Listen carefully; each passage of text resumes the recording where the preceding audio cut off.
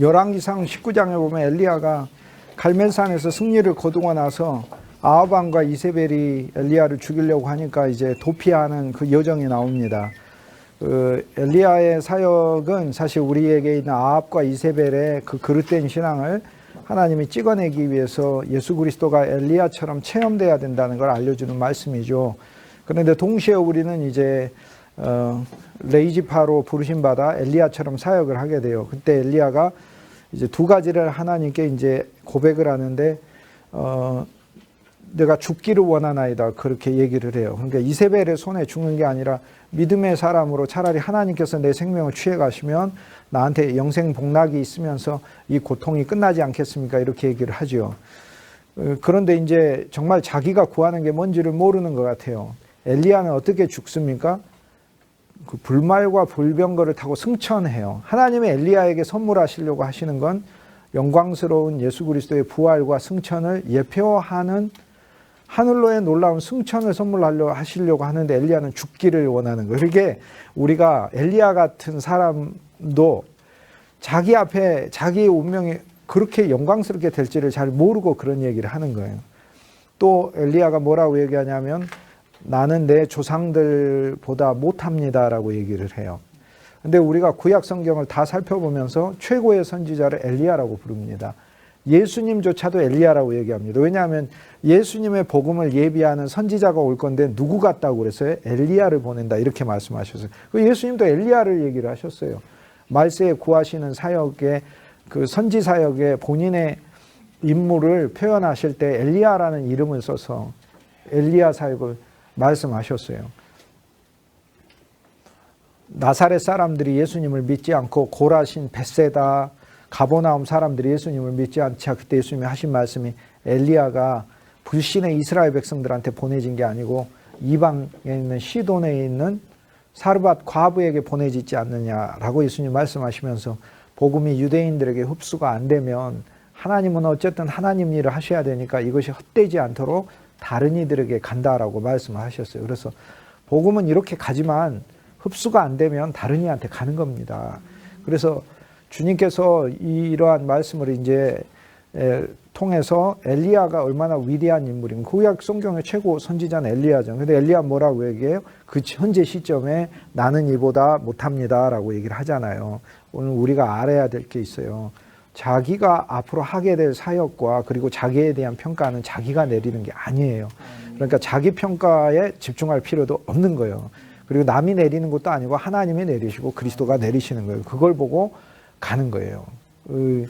이제 생각했던 대로 신앙이 진행되는 게 아니라는 거를 또 사역이 진행되는 게 아니라는 게 엘리야 인생을 통해 보여주고 있어요. 여호수아 21장 보도록 하겠습니다. 여호수아 21장은 레이지파가 전체로 파송받는 이야기잖아요.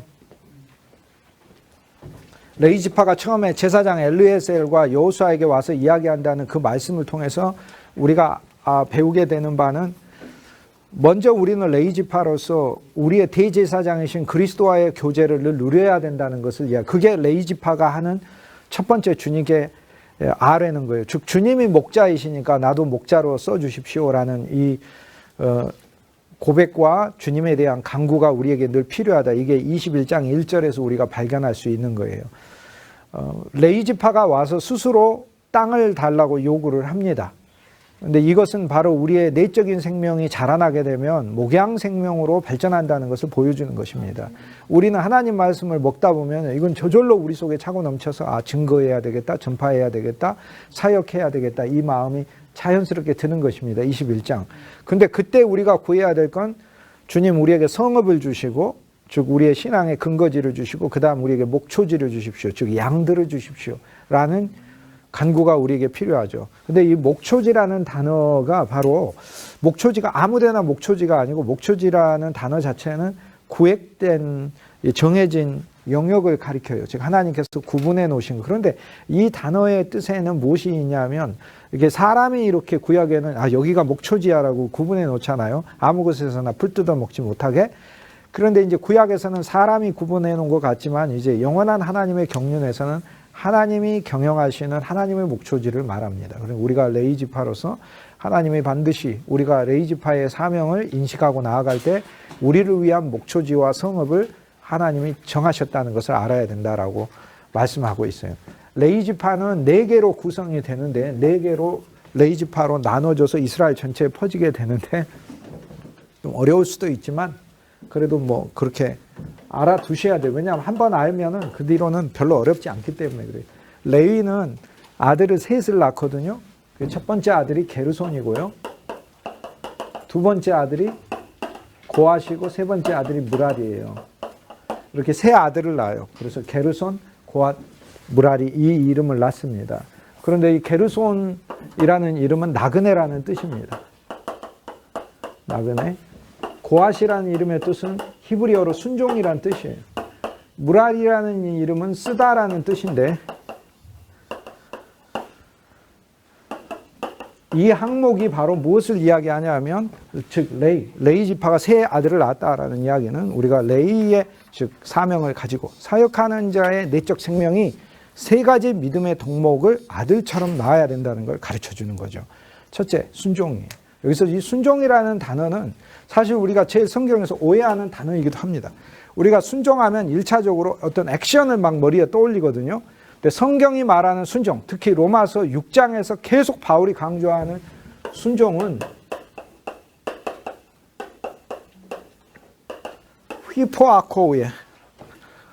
휘포아코우에가 저게 바로 순종이라는 뜻이에요. 휘포는 아래라는 말이고 아코우에는 듣다라는 말이에요. 그러니까 귀를 아래에다 댄다는 걸 성경은 순종이라고 그래요. 그래서 예수님이 제자들 보고 순종해라 이렇게 얘기하는 얘기는 뭐냐면 야 너의 귀 좀 제발 나한테 갖다가 대도록 하라 이런 말이에요. 그래서 실은 우리가 이 순종이란 단어를 오해를 하게 되면 예수님 뜻과 반대대로 행하게 돼 있습니다. 순종해라 그러면 자기 생각대로 막 하는 게 순종이 아니고 주의 뜻이 무엇인가 귀를 가져다 대는 게 순종인데 주의 뜻을 어디다 대야 되죠? 허공에다가 대지 말고 말씀에다가 주의 뜻을 대는 게 이게 진짜 순종이에요. 그러니까 예수님은 우리가 말씀을 듣기를 원하시는 거예요. 그걸 순종이라고 불러요. 왜 그러느냐? 아까 제가 말씀의 영원성과 말씀의 능력에 대해 얘기를 했잖아요. 뭐가 일을 한다고? 말씀이 일을 한다고요. 뭐가 퍼져나간다고? 말씀이 퍼져나간다고요. 요나의 표적을 보라고 했죠. 사역하는 사람은 요나의 표적을 봐. 요나의 표적이 한 몇십 가지 돼야 되는 거예요. 그게 말씀은 간단하게 하시는데 봐야 될 표적이 한두 가지가 아니야. 첫째 표적은 나는 내가 원하는 대로 가지 않는다. 그거를 봐야 될 표적이 있어요. 요나는 다시스인데 하나님은 니느웨로 보내시고 그러니까 여러분이 원하는 니느웨가 있겠지만 그 니느웨가 바로 하나님이 봤을 땐 다시스인 거고 하나님이 원하시는 니느웨는 별도로 있다는 거예요. 그게 요나의 표적이야. 내 뜻과 하나님이 날 보내시는 건 다른 것이야. 표적 봐야 될 게 한두 가지가 아니에요.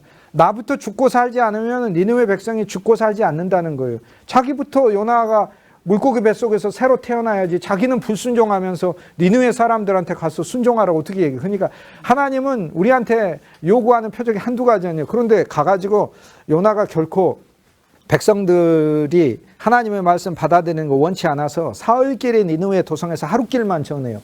하루에 걸으니까 예를 들어서 하루에 그냥 그것도 느리게 걸으겠죠. 복음을 전하는 아름다운 자의 발이 부지런하고 이 복음을 전하기 기뻐하면 몇 심리고 그냥 다 돌아다니면서 전했을 텐데 니느웨 백성들이 복음 듣기를 오히려 원치 않았고 그냥 하나님이 전하라고 하니까 겨우 슬로우하게 전했겠죠. 이렇게 슬로우하게. 그래서 하루길만 전하고 왔더니 그리고는 위에 올라가서 난 전하라고 했으니까 어떻게 했나 보자 했더니 그 하루길이 이틀길한테 전하고 이틀길이 사흘길한 말씀을 전하는 거예요. 이게 요나의 표적이에요. 쉽게 얘기해서 오늘 우리는 우리의 힘과 노력으로 사역한다고 생각하지만 실은 하나님의 말씀이 일을 한다라는 거. 그러니까 여러분이 예를 들어 자녀와의 관계에서도 여러분의 의지와 여러분의 어떤 가지고 있는 주관이 이것이 자녀들에게 일하게 하는 게 영적인 자녀들도 마찬가지예요. 그들에게 하는 게 아니라 내 안에 있는 예수님의 영과 생명이 흘러가는 것이고 말씀이 일한다는 것을 알 필요가 있어요. 그래서 우리는 어떤 하나님의 사역을 할 때 항상 이런 그 시각과 믿음이 중요합니다. 물론 우리는 믿음 안에서 주님이 자유를 주셨으니까 무엇이든지 열심히 하고 무엇이든지 우리가 하지만은 하나님은 우리가 하는 것에 보상하시고 열매 있게 하시는 것이지 우리가 하는 방식대로 다 따라서 하시는 분이 아니시다. 그분은 그분의 일을 수행하시는데 나를 사용하시는 것이다. 이런 인식이 우리한테 필요합니다. 어쨌든 저 순종의 의미는 그것이다. 고앗 자손이 레위 지파로서 일을 감당하는데 이 고앗 자손은 두 그룹으로 나눠요. 고앗은 아론을 낳습니다. 그래서 아론 계열의 자손들을 뭘로 세우죠? 제사장으로 세우는 거예요. 자, 이제 제사장과 레위지파의 차이를 아시겠죠?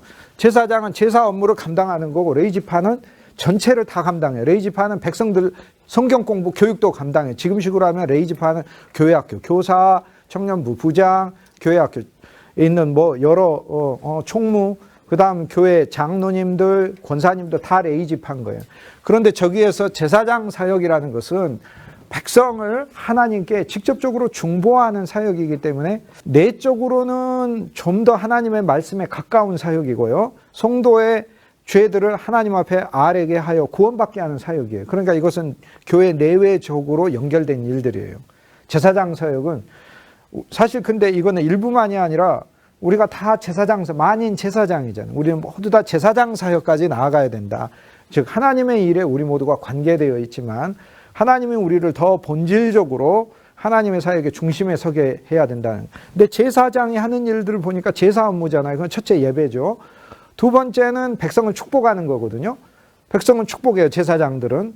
그 다음 세 번째는 백성들이 가지고 온 재물들을 하나님께 드리는 일들을 하는 거죠. 그러니까 결국에 제사장, 우리가 제사장으로 쓰임받는다는 것은 내가 늘 하나님께 예배하고 찬송하는 거, 그거를 좋아하고 기뻐해야 되겠죠. 두 번째는 사람들을 만나서 주의 이름으로 늘 축복하는 일이 우리는 필요한 거죠. 축복하라고 했잖아요. 성경에서도 보면은 아브라함이 멜기세덱을 축복하는 게 아니라 멜기세덱이 아브라함을 축복해요. 근데 멜기세덱이 왕으로 축복하는 게 아니라 거룩한 하나님의 대제사장이다 그러잖아요. 제사장 직무가 축복하는 거니까 그렇게 되는 거예요.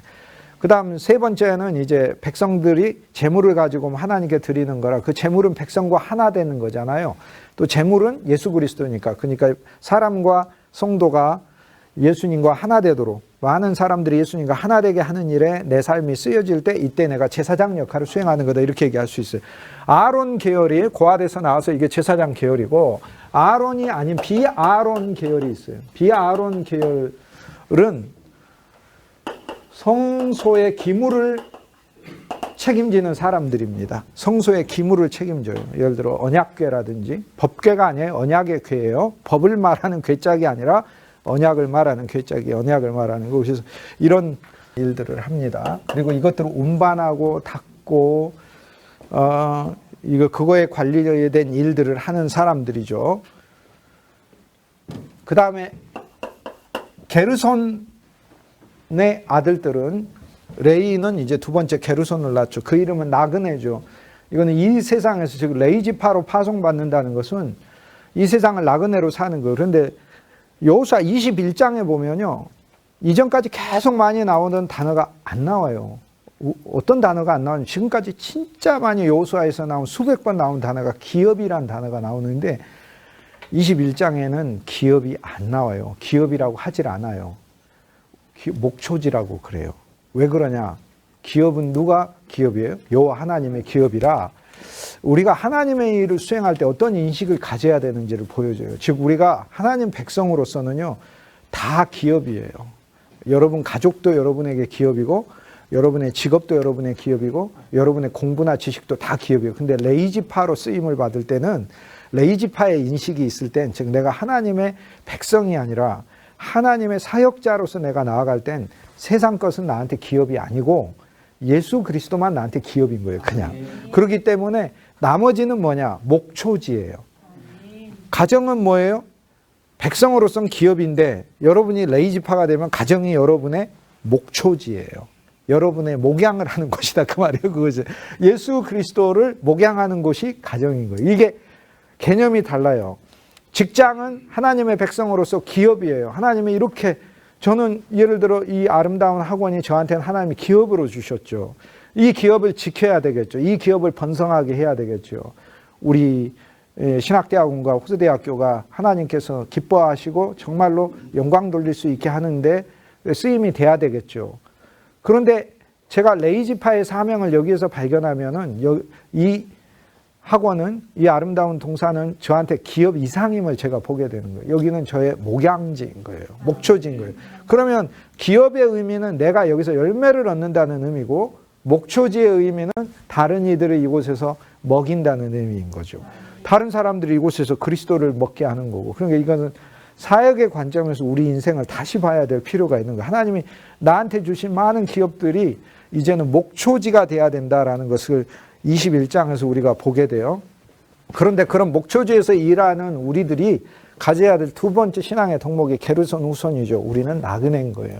이 땅 안에. 이게 그래서 게르손이 레이의 자손으로 있다라는 그 영적인 의미가 있는 거죠. 그런데 게르손이 장남인데 고앗을 먼저 세워요. 왜 그럴까요? 하나님은 항상 타고난 장자가 새로 태어난 장자에 의해 장자권을 양도하는 게 하나님의 정하신 길이에요.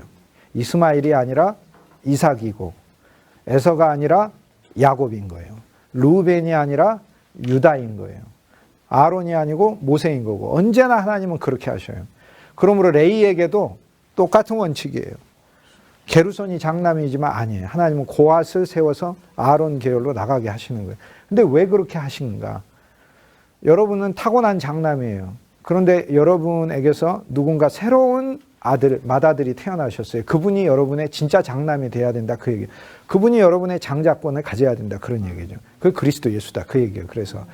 그래서 우리는 예수를 믿어서 타고난 나의 고집과 관념대로 예수를 믿는 신앙에서 여호수아서를 통해 요단을 건넜고 그리스도와 함께 죽었고 그리스도 예수와 함께 살아서 새로운 생명이 있어서 이제는 장자권이 나의 타고난 장자의 장자권을 누리는 게 아니라 하나님이 여러분에게 타고난 본성과 기질을 줬다면 그걸 누리고 사는 게 아니라 우리 속에 있는 새로운 생명이신 예수 그리스도 안에 있는 그분의 성품과 생명이 우리에게 주는 장자권을 누리고 사는 것이다. 그렇게 되는 거예요. 그래서 항상 하나님은 장자를 바꾸시는 이게 나한테 체험될 필요 있어요. 자기 인생의 장자로 아직까지 살아요. 그러면 애섭니다. 나한테 야곱이 필요해요. 야곱이. 그 야곱이 와서 내 장자권을 가져갔으면 에서는 분노했지만 우리는 기뻐할 필요가 있는 거예요. 나의 진짜 장자이시니까. 그래서 하나님은 항상 타고난 장자의 장자권을 바꾸신다. 이건 감사한 거죠.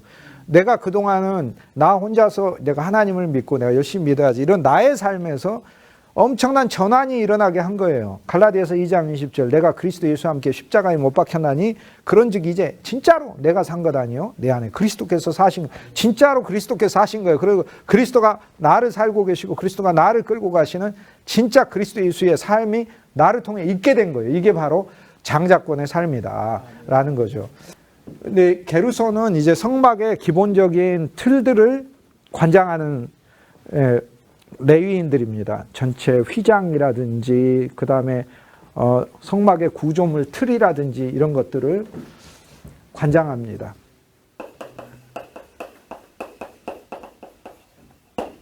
무라리는 이름이 이제 마라라는 뜻인데 쓰다라는 말이에요.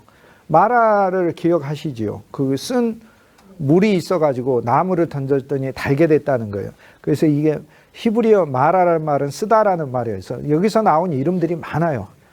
미리암, 마리아. 미리암 이름이 마리아. 예수님 어머니 마리아도 그거예요. 그런데 히브리어는 문자의 뜻이 아니에요. 쓴 것이었는데 쓴 것에 하나님이 역사했다는 뜻이에요. 그러니까 쓴물이 뭐가 된 거예요? 단물이 된 거죠. 그래서 마라라는 이름의 뜻은 문자적으로 쓰다이지만은 이거를 이해할 때 전에 쓴 것이었어. 그러나 하나님이 이제는 달게 하셨어라는 의미예요. 이게 바로 하나님의 이름의 역설인 거예요. 그러니까 문자 그대로의 뜻이 아니에요. 그래서 이스라엘 백성들이 미리암이나 마리아나 이름을 그렇게 지은 것은 야, 네 인생이 완전 쓰디쓴 인생이 되라 그렇게 한 게 아니라 쓰디쓴 인생이어도 하나님이 달게 하실 것이다 라는 표징이 이미 나타난 이름으로서 그 이름 마리아 무르죠. 어근이 바로 그런 단어들을 사용하는 것입니다. 그러니까 무라리가 이제 마리아의 남성형 이름인데 무라리라는 이름의 뜻은 쓰다 이렇게 썼지만 쓰다가 아니고 실은 달다가 원뜻이에요. 그런데 이 달다는 그냥 달다가 아니라 원래 뭐였었는데 원래 쓴 것인데 하나님이 달게 바꾸신 것을 무라리라고 한다 그런 거고 원래 단 것은 저 단어가 아니에요. 그러니까 이거는 이제 놀라운 역사예요. 그러니까 이것을 통해 우리가 사역을 어떤 방식으로 하나님이 전개시킬지 그려볼 수 있어요.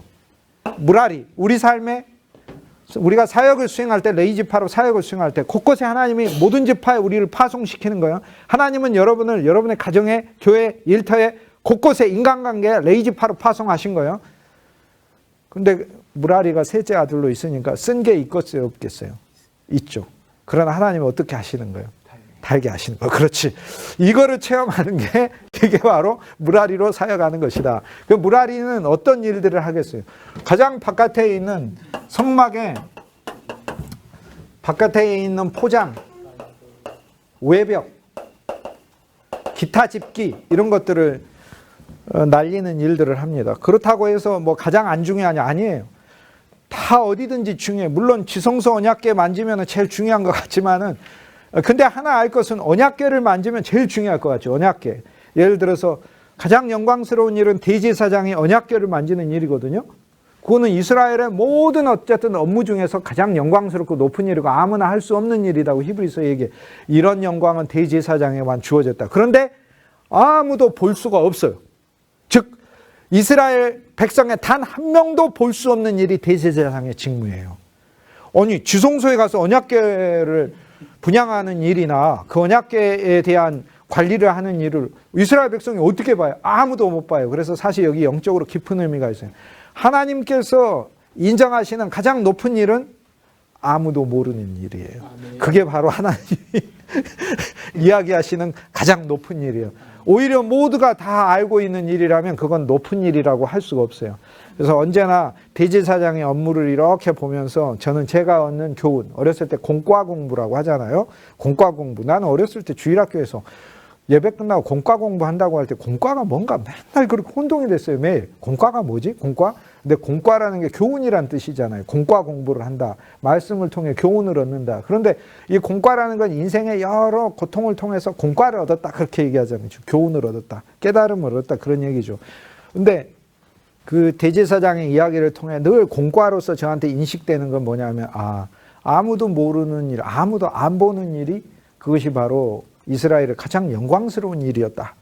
그거를 알 필요가 있는 거예요. 어쨌든 간에 이제 하나님의 일도 교회 안에서 할 때 그래요. 모두가 다 알아주는 일이 제일 큰 일이 아니에요.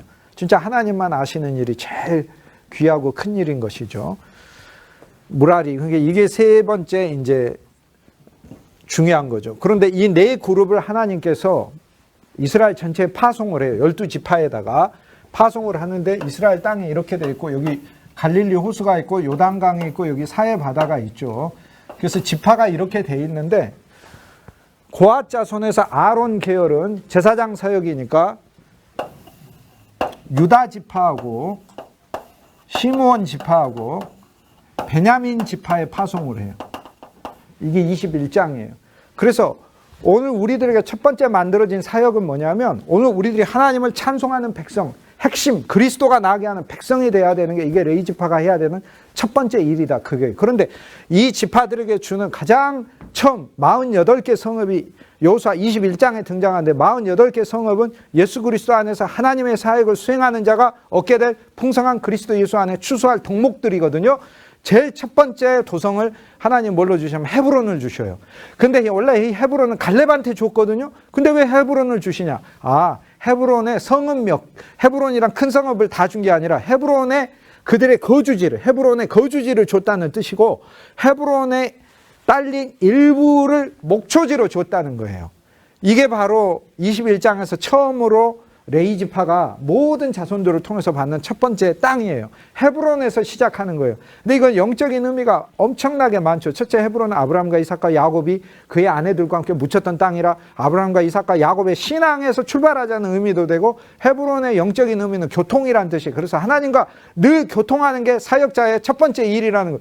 주님과 매일 교통하지 않고 어떻게 고통을 처리할 건데, 주님과 매일 교통하지 않고 어떻게 슬픔을 처리할 건데, 주님과 매일 교통하지 않고 자기의 스스로에게서 나오는 자기 감정이라든지 분노라든지 타고난 천성을 어떻게 처리를 할 건데 매일 아침 그리스도 예수와 교통하지 않고 그래서 헤브론에서 레위 지파의 기업은 출발한다 이렇게 해요. 그리고 모든 도피성이 레위 지파에게 주는 기업이에요.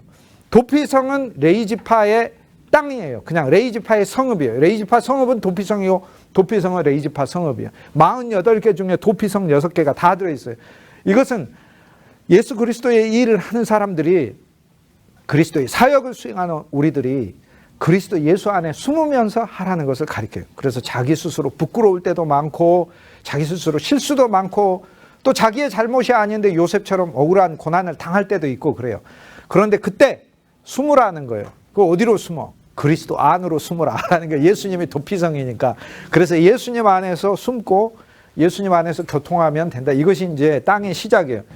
고앗 자손에서 아론 계열은, 즉 제사장 계열은 이 세 지파에게, 여기 고앗이죠. 고앗. 아론 계열이란 말이에요. 이 세 지파에게 땅을 주는데 여기 13개 땅을 줍니다. 이 안에 13개. 그래서 이 백성들이, 즉 유다 지파에게 가서 하나님을 찬송하는 백성이 되게 하고, 시므온은 기도한다는 뜻 아니에요. 하나님께 기도하는 백성이 되게 만들어라. 사역을 그렇게 하는 거. 베냐민은 하나님의 오른손의 아들, 구속함을 받아 하나님의 능력을 체험하는 아들이 되게 해라. 그렇게 해서 파송을 받았다. 그 레위 지파의 네 자손의 사역이 12지파한테 퍼졌다는 이야기는 하나님이 오늘 우리를 레위 지파로 쓰시면서 각각의 지파에 있는 그 덕목들이 수행되게 하시는 것이다. 그들을 하나님의 말씀 안에서 가르치는 일을 하는 것이다라는. 어쨌든 오늘 이 강의 아직은 안 끝났지만 조금 있다 몇 분 후에 끝날 거지만, 제 강의 제일 중요한 요점 중에 하나는 뭐냐면, 오늘 우리가 하나님의 일 안에서 비전을 더 크게 봐야 된다는 거예요. 내가 생각하는 것 이상으로 비전을 크게 봐야 된다는 거예요. 내가 가진 것 이상으로 하나님은 내 운명을 달리 갖고 계신다는 거예요. 나는 아니 이만하면 됐으니까 여기서 죽어주십시오. 아니 하나님은 나는 너를 부활과 승천의 증거로 써야 되는데 아니 왜 죽여달라고 그러냐, 이렇게 되는 거지. 나는 내 열조보다 훨씬 부족합니다. 기드온보다 못하고 삼손보다 못하고 뭐 입다보다 못하고 다 드보라보다 못합니다. 뭐 모세, 아브라함, 요셉보다 못한 엘리야, 그렇게 얘기하고. 그런데 구약 성경의 전체 모든 선지자들을 통틀어 엘리야예요. 가장 뛰어난 선지자. 엘리사가 아니야. 엘리야지. 하나님께서는 그를 위한 명예를 따로 두고 계시고 그를 위한 계획을 따로 두고, 그러니까 우리는 사역을 할 때 우리 자기 자신의 한계 안에서 갇혀서 하나님의 말씀의 능력을 제한시키는 일이 없어야 된다. 그건 불신이다라는 거예요. 우리가 생각하는 것 이상으로 비전이 있어야 돼. 우리가 어떤 사역을 하든지 우리는 저들의 유다 지파가 되게 하고 시므온 지파, 우리의 사역을 통해 저들이 하나님께 기도가 응답받게 하는 것이고, 하나님의 오른손의 아들 벤 야민이고, 벤은 아들이고 야민은 오른손이니까 오른손의 아들이 되게 한다는 거 아니에요. 그 다음에 비아론 계열은 어디에 보내죠? 여기 단 지파에게 보내고, 에브라임에게 보내고, 여기 므낫세, 서편 므낫세 지파에게 보냅니다. 10개의 도성을 줍니다. 그래서 단 지파에게, 에브라임 지파에게, 므낫세 지파에게 보내요. 레위 지파가 이들에게 사역한다는 것은 이들 각각의 지파가, 즉 단이라는 건 하나님의 판단이란 뜻이잖아요. 그러니까 사람의 판단대로 사역하는 게 아니라 하나님의 판단을 믿고 사역하는 것을 말하는 거죠. 하나님이 판정해 주시기를 믿고, 사람의 판정이 다가 아니라니까 하나님이 판정해 주시는 것이지. 그 사람이 뭐 옳다 해도 하나님이 아니라고 하면 뭐, 당시 바리새인들이 제일 잘 믿는 줄 알았더니 예수님이 와서 뭐라고 얘기하셨어요? 독사의 자식이라고 말씀하시고, 뱀이라고, 뱀. 하나님의 판단은 별도인 거예요. 그리고 에브라임, 확장시키게 하기 위해서 사역하는 거고, 므낫세는 옛날 일을 잊었다라는 뜻이잖아요. 그리고 단순히 잊은 게 아니라 새로운 하나님 안에서 새로운 비전을 갖고 사역하는 거예요. 그래서 어떤 일이든지 다 잊어야 될 일들인 거예요. 잘한 것도 잊으세요. 너무 잘한 것 붙들고 살고 있어. 그래서 나이 먹은 노인애들 만났을 때 내가 젊었을 때 말이야 이러고 했는데, 물론 감사한 일이기도 하지만 옛날 것은, 옛 것은 잊고 하니까 미래에 대한 소망을 더 갖고 나아가는 것이죠. 그 다음에 게르손 지파에게 하나님이 주신 이 땅들은, 여기 위에는 아셀과 여기 이사갈과 납달리, 그리고 므낫세 지파가 동편에 있잖아요. 바산 므낫세를 주었다 이렇게 돼 있어요. 바산 므낫세. 그래서 하나님 영역을 더 훨씬 더 북쪽으로 확장시키셔요. 북쪽으로 확장시키고, 무라리 지파에게 준 도성들은 하나님께서 여기에 갓 지파와 루벤 지파가 있고, 그 다음 여기 스불론 지파가 있어요. 예수 그리스도가 태어나신 나사렛이 있는 그 땅이 바로 스불론 땅이에요. 그래서 이곳으로 다 흩어져서 하나님의 사역을 수행하게 하신다라는 것을 보여줘요. 여호수아 21장을 통해서 오늘 우리들이 알 수 있는 바는, 하나님의 사역에 우리가 또 다른 파송이 필요하다. 하나님의 나에게 준 것에 대하여 또 다른 내 인식이 필요하다라는 거 알려줘요. 여기 나오는 도성들은 전부 다 예수 그리스도 안에서 풍성하게 우리가 체험해야 될 덕목들을 말합니다. 43절에서 45절 마지막 부분에 보면 21장에 맹세하신 말씀대로 이뤘대요. 맹세를 하셨고 여호와께서 우리를 위해 맹세하신 거예요. 사실 나와 여러분의 인생은 하나님이 맹세해 놓은 인생이에요. 내가 그렇게 행하겠다라고 맹세를. 요 맹세를 믿어야 되는 거예요. 요 맹세를. 아니 나의 어떤 그 결단과 나의 어떤 인생길만 믿으시면 안 된다니까. 하나님의 맹세를 믿은 게 그게 바로 아브라함 아니에요. 그 다음에 다 주셨고 기업이 되게 하셨고 거주하게 하셨고 안식하게 하셨고 43절에서 45절 대적이 일어나지 못하고 원수를 넘겨주셨고 선한 말씀들 중 단 하나도 이루어지지 않은 것이 없더라. 이게 얼마나 엄청난 말씀이에요. 놀라운 말씀이죠. 이거는 상상할 수 없을 만큼 감사하고 놀라운 말씀이죠. 가장 마지막에 여호와께서 43절에 이스라엘 조상들에게 맹세하사 주리라 하신 온 땅을 다 주셨고 차지하고 거주하게 하셨고 44절에 안식 주셨고 조상들에게 맹세하신 대로 원수들 중에 맞선 자가 없게 하셨고 원수들을 맞서게 못할 뿐만 아니라 그들 손에다가 주셨고 여호와께서 이스라엘 족속에게 말씀하신 선한 말씀이 하나도 남음이 없이 다 응하였다. 근데 요 귀절이 바로 레이지파 파송에다가 두고 마지막 땅 분배에 가장 마지막에 둔 이유가 뭐겠어요?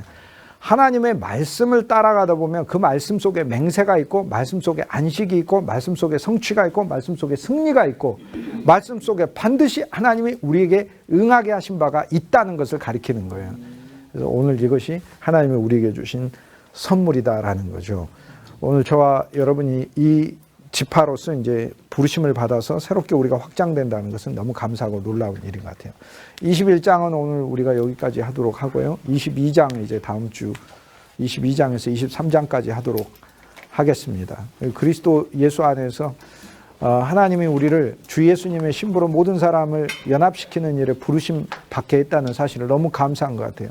소명은 예를 들어 십자가의 길을 걷는다 이렇게 생각하는데 제가 어떤 분이 막 그 소명을 제가 권면을 했을 때 십자가의 길이 너무 막 힘들 것 같아서 못 걸을 것 같아요 이러더라고요. 그래서 제가 막 화를 냈어요. 당신이 주기철 목사님이냐고 내가 얘기를 했어요. 주기철 목사님 정도 되는 믿음이라면 십자가의 길을 걷는다는 얘기하지만 그 정도 아니면은 하나님은 영광과 축복의 길을 걷게 하시기 위해 부른 것이니까 아무 염려하지 말라고. 그러나 당신의 믿음이 진짜로 성장하면 십자가의 길을 하나님은 걷게 하실 거라고 얘기를 했어요. 그러니까 함부로 십자가의 길을 걷는다 이렇게 얘기를 하지 마세요. 믿음이 성장해야 하나님이 걷게 하시는 거예요. 그렇지 않습니까? 집에서도 그렇게 하는데 하나님의 집이라고 하는 놀라운 하나님의 사역에서 왜 그렇게 안 하시겠어요? 오늘 여기까지 하고 옆 사람한테 이제 인사하도록 하시겠습니다. 우리는 레이지파입니다. 이렇게 인사하도록 하세요. 앞뒤로 인사하도록 하세요. 그래서 오늘 여기까지 하도록 하겠습니다.